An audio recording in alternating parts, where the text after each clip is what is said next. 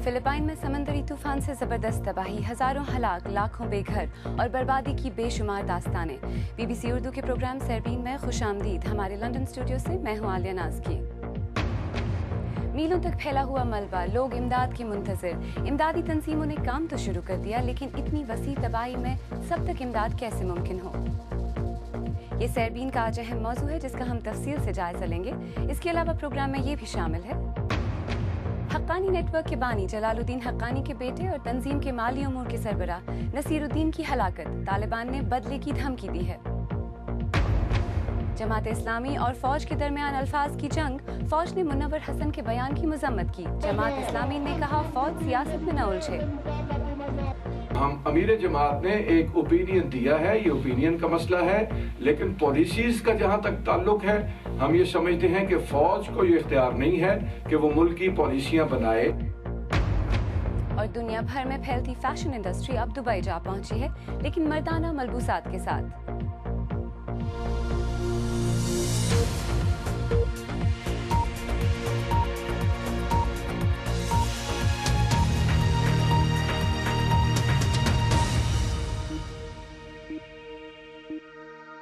Typhoon हायान जुमे के रोज़ Philippine के सरहदी इलाकों से टकराया। अब 3 दिन बाद इस शदीद तरीन तूफान की असल ताकत और इसकी वजह से फैलने वाली बर्बादी का कुछ अंदाज़ा हो रहा है। मुल्क के सदर ने इसे कौमी सानहा करार दिया है और अब भी इस तूफान की वजह से होने वाली तबाही पूरी तरह सामने नहीं आई है।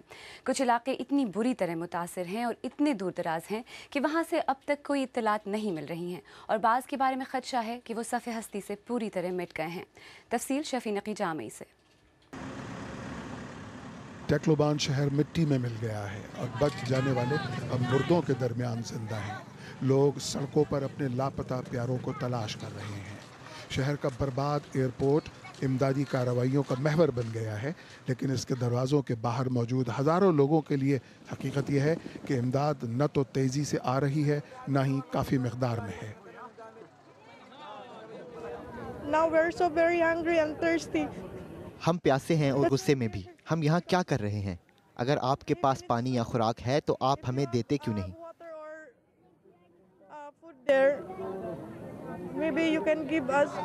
एयरपोर्ट रनवे के साथ ही एक आर्जी अस्पताल भी बनाया गया है।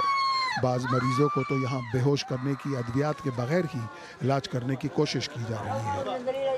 इस औरत के यहाँ कुछ देर पहले बच्ची पैदा हुई है। बच्ची का नाम बेया जॉय है और उसने एक ऐसी दुनिया में आँख खोली है जो उलट पुलट हो चुकी है। उसके साथ ही एक और औरत है जो विलादत के दर्द से गुजर रही है। किसी भी परवास से निकल भागने के मुंतज़िर लोग भी हैं। ये मेरे वालिद की ज़िंदगी बचाने का आखिरी मौका है। मैंने इन्हें बताया है कि मेरे वालिद को डायलिसिस के लिए यहाँ से निकालना ही है, आज या बहुत से बहुत कल सुबह तक। 2 दिन गुजर चुके हैं और इनकी हालत बिगड़ रही है। अगर बाहर वाले मेरी बात सुन रहे हैं तो हमारी मदद करें। फिलिपाइन के लिए दुनिया भर से इमदाद आ रही है, लेकिन आफत इतनी बड़ी है कि वसाइल की सख्त कमी है।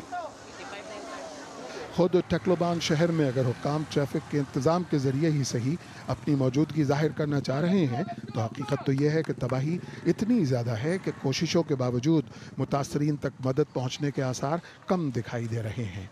यही वजह है कि लोग अपनी मदद आपके तहत जो कर सकते हैं कर रहे हैं। ये एक सुपरमार्केट होती थी, जिनके पास कुछ नहीं बचा वो यहाँ कुछ न कुछ ढूंढने की कोशिश कर रहे हैं। इमदाद बहुत तेज़ी से आनी चाहिए क्योंकि यहाँ पहले से मौजूद नाकाफ़ी खुराक भी अब ख़त्म हो चली है। शफी नकी जामई, BBC न्यूज़। यहाँ बरतानिया में फिलिपाइन के सफ़ीर एनरिके मनालो ने BBC से बात करते हुए इस तूफ़ान से निमटने के लिए हुकूमती कोशिशों को कुछ यूँ बयान किया। Well, the Philippine government is undertaking on its own a very massive Philippine की हुकूमत ने बड़े पैमाने पर इमदादी कार्रवाइयों का आगाज़ किया है। इसमें कई एजेंसियां शामिल हैं और फ़ौज भी वहां मौजूद है। इसके साथ ही बाहर से मिलने वाली इमदाद और इमदाद की पेशकश पर भी हम बहुत शुक्रगुजार हैं। इस वक्त जिन बुनियादी ज़रूरियात की हमें कमी है, इनमें ग़िज़ा, पीने का पानी, खेमे और अद्वियात वगैरह शामिल हैं। इन्हीं की इस वक्त सबसे ज़्यादा ज़रूरत है और वहाँ दूसरी टीमें भी मौजूद हैं, ये देखने के लिए जब बहाली का अमल शुरू होता है तो उस वक्त वहाँ पर क्या क्या चाहिए होगा। बरतानिया में फिलिपाइन के सफ़ीर एनरिके मनालो। इसी बारे में आपसे कुछ देर पहले मैंने बात की मनीला में UNHCR के सीनियर एहलकार अर्जुन जैन से और उनसे पूछा कि समंदरी तूफान ने हर चीज़ तहबाला कर दी है। पीने का साफ पानी इंतहाई अहम और बुनियादी ज़रूरत है। इसके निज़ाम की बहाली में कितना अरसा लगेगा? शेल्टर तो मटीरियल आ रहा है, पानी की कमती है, खाने की कमती है, लेकिन 1-2 हफ्ते के अंदर थोड़ा सा तो रिलीफ आइटम आ जाएंगे। लेकिन जैसे ये ज़्यादा से ज़्यादा कोशिश नहीं करेंगे हम, तो फिर महीने के अंदर बहुत से कठिनाई होंगे और 2 साल 3 साल तो लग जाएंगे रिकवरी के लिए। जी, आपने कहा कि 1-2 हफ्ते में शायद बुनियादी ज़रूरियात पूरी हो सकें। इस वक्त टेक्लोबान जो है और उसके पास के जो मुतासरा अफेक्टेड इलाके हैं, वहाँ सबसे ज़्यादा ज़रूरत लोगों को किस चीज़ की है? और क्या आलमी इमदाद जो है, जो दुनिया भर से वहाँ मदद आ रही है, वो काफ़ी है? तकलोबान में पहले से पहले लोग को खाना चाहिए, मतलब कुक्ड फूड चाहिए। उनके पास खाना नहीं है, उनके पास रहने की जगह नहीं है। बहुत से लोग इवैक्यूएशन सेंटर में रह रहे हैं, लेकिन बहुत से ज़्यादा लोग अपने टूटी फूटी घर में रह रहे हैं क्योंकि उनके पास उनके बहुत डर है जाने के लिए कहीं। तो उनके पास टेंट चाहिए, प्लास्टिक शीटिंग चाहिए, ब्लैंकेट चाहिए, इलेक्ट्रिसिटी चाहिए। जैसे इलेक्ट्रिसिटी नहीं है तो हम सोलर लैंटर्न देना चाहते हैं क्योंकि specially for women and children के लिए उनको बहुत मदद आएगी। उनके पास अभी के लिए कुछ नहीं है, सब कुछ डिस्ट्रॉय हो गया है। अभी इंटरनेशनल एफर्ट्स तो आ रहे हैं, हम UN में अपील कर रहे हैं पैसे के लिए। UNHCR करीब $10 मिलियन का अपील कर रहे हैं और कल शाम एक 747 आ रहा है टेंट के साथ। उसके बाद 2 और 747 आएंगे। सारे देश आ रहे हैं असिस्टेंस के साथ, लेकिन ज़्यादा से ज़्यादा काम गवर्नमेंट कर रहा है। बहुत अच्छी काम कर रहे हैं वो लोग, लेकिन ये साइक्लोन बहुत बड़ा था और सारे लोग थोड़ा सा ओवरवेल्म्ड हो गए हैं।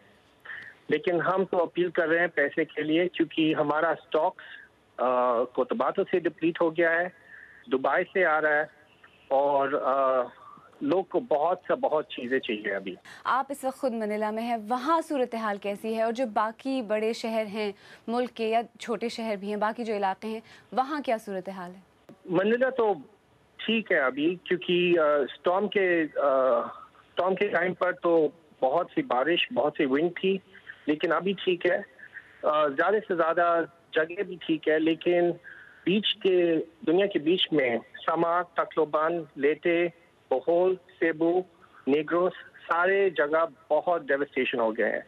तो करीब 39 सिटीज अफेक्ट हो गए हैं, करीब 4.5 मिलियन लोग अफेक्ट हो गए हैं और करीब 8 लाख लोग डिस्प्लेस्ड हैं घर के बगैर।